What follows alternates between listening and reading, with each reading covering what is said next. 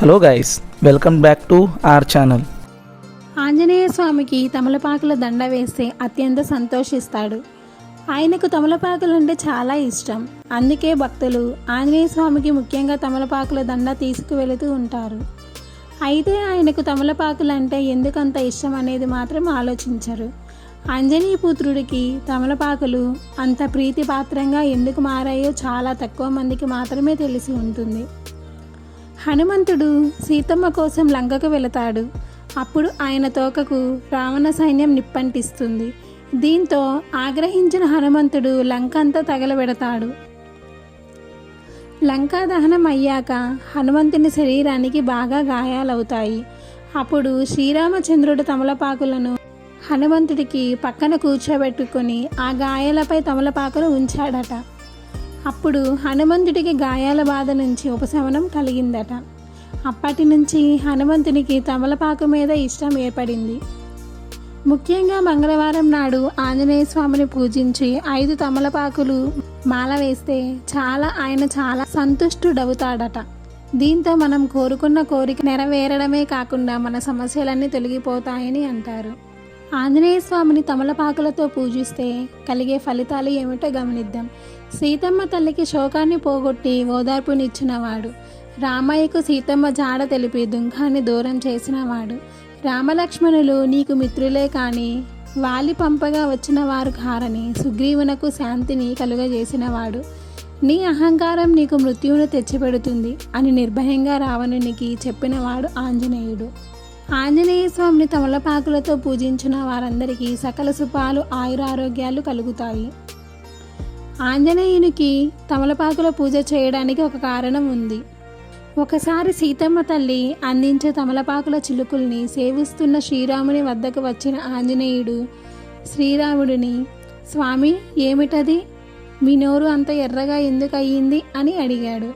అప్పుడు శ్రీరాముడు, తమలపాకులు తింటే నోరు ఎర్రగా అవుతుంది, అంతేకాదు ఆరోగ్యానికి చాలా మంచిది అని చెప్పగానే వెంటనే ఆంజనేయుడు అక్కడి నుండి వెళ్ళిపోయి కొంతసేపటికి ఒళ్ళంతా తమలపాకులను కట్టుకొని గొంతులు వేసుకుంటూ ఆనందంగా వచ్చాడు.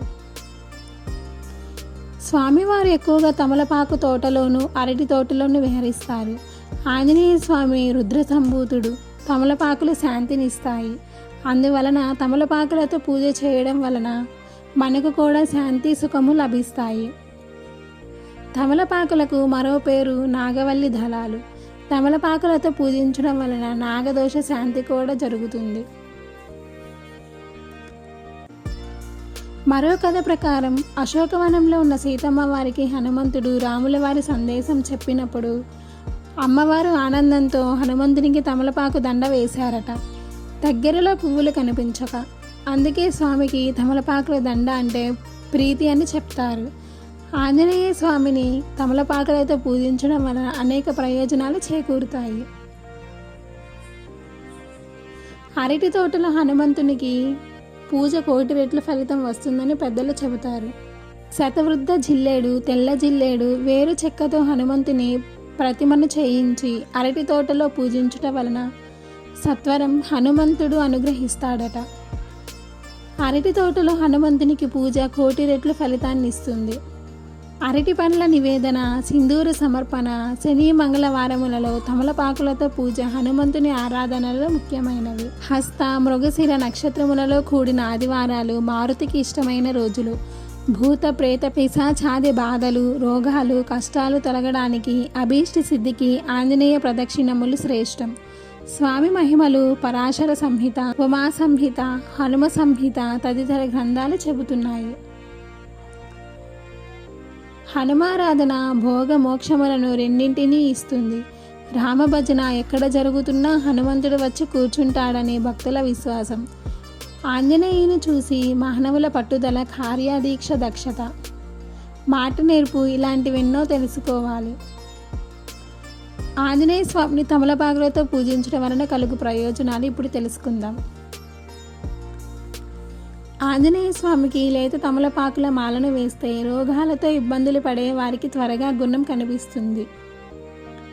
ఇంట్లో మాంత్రిక దోషాలు ఉన్నవారు ఆంజనేయ స్వామికి తమలపాకుల హారాన్ని వేస్తే మంత్ర సంబంధమైన పీడలు తొలగిపోతాయి. కొందరు చిన్నపిల్లలు ఎంత ఆహారాన్ని తిన్నప్పటికీ సన్నగానే ఉంటారు, చాలా నీరసంగా కనిపిస్తుంటారు.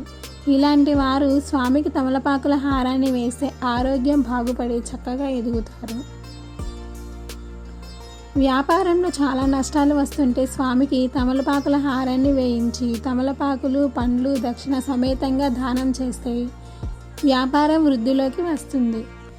ఏ వ్యక్తి అయినా హీనంగా చూడబడతాడో అటువంటి వ్యక్తి స్వామికి తమలపాకుల హారాన్ని సమర్పిస్తే సంఘంలో గౌరవం లభిస్తుంది. శనైశ్వర్య దృష్టి ఉన్నవారు ఆంజనేయ స్వామికి తమలపాకుల హారాన్ని వేస్తే శనీశ్వరుని అనుగ్రహం కలుగుతుంది. వైద్యపరంగా నయం కాని వ్యాధులు ఉన్నవారు స్వామికి తమలపాకుల హారాన్ని వేసి ప్రసాదాన్ని స్వీకరిస్తే అన్ని రోగాలు నయమవుతాయి. సుందరకాండ పారాయణం చేసి స్వామికి తమలపాకుల హారాన్ని వేస్తే అన్ని కార్యాలలో విజయం సిద్ధిస్తుంది. హనుమాన్ చాలీసా చదివి స్వామిని ప్రార్థించి తమలపాకుల హారాన్ని వేస్తే పరమాత్మని అనుగ్రహం కలుగుతుంది. వాద ప్రతివాదాల్లో స్వామిని ప్రార్థించి తమలపాకుల హారాన్ని సమర్పించి ప్రసాదం తీసుకుంటే జయం మీదే అవుతుంది. తాంబూల దానంతో గంగాదేవి సంతృప్తి పడుతుంది. పర్ణ ప్రసాదాన్ని ఆంజనేయ స్వామి పూజల్లో కూడా వాడతారు. తమలపాకులతో మాలను చేసి ఆంజనేయ స్వామికి వేస్తారు. అనంతరం తమలపాకులను భక్తులకు ప్రసాదంగా ఇస్తారు. దేనికి పర్ణ ప్రసాదం అనే పేరు.